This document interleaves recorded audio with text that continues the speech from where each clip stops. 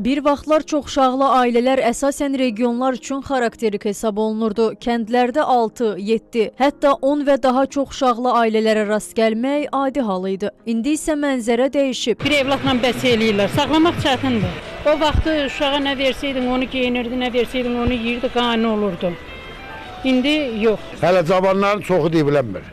Hələ sən bir uşaq deyirsən. Risk eləmir, bəli deyir, sonra ac qalar, susuz qalar, nə bilim nəsə.